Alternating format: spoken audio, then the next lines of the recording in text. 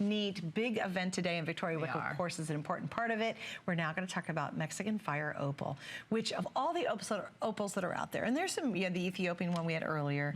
Obviously, we know the classic opal. I think the one that has the most mystery, the most surprise to it, the most excitement to it, has to be the Mexican Fire Opal. Mexican Fire Opal, yes. It's an amazing, amazing value. It's a full 1 carat, 1.1 carat of just the Mexican Fire Opal by itself.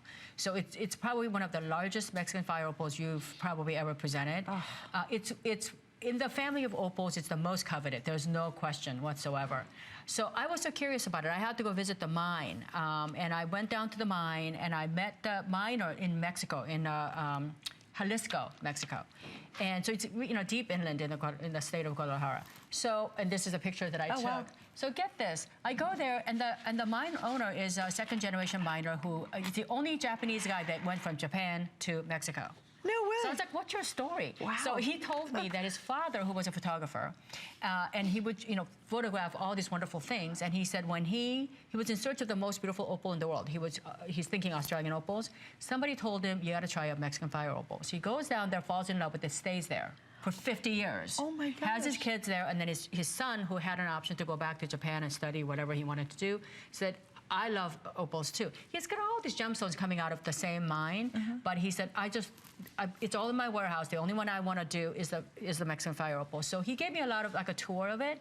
Basically, he says that Mexican Fire Opal, why it was so coveted and how hard it is to actually get materials like this. Most Mexican Fire Opals, when you get it, they're made into cabochons. There's a lot of inclusions on them. It's a painstaking experience. We were there for 2 straight days, and we probably found like 3 stones, and none of them were really usable. Oh my goodness. So but you can see on this, it's almost like a sunshine right on your hand.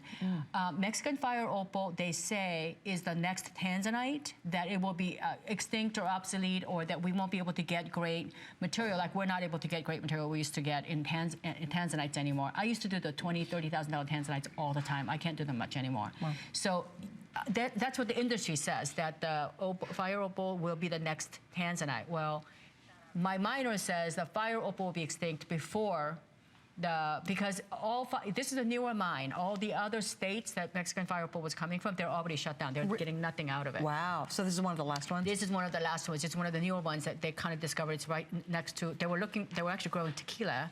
So they were right next to the town of Tequila. So anyway, I took this opportunity to buy everything that we had, that he had for 1 whole year.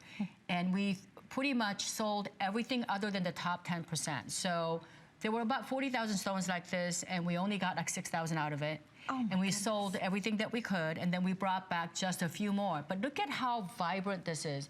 This is to me, this is a great wedding ring. It, really is that the passion. It's the one that really, it also gives you that spontaneity as well. And, this is another thing, too. You could wear this every day. And Mexican Fire Opal, we know for a fact that will be extinct at some point pretty soon. And so this is something that even 30 years from now, you might be going, cashmere sapphires, I've never been able to do one here. Well, and you know what? Think about incredible collectability of it. I mean,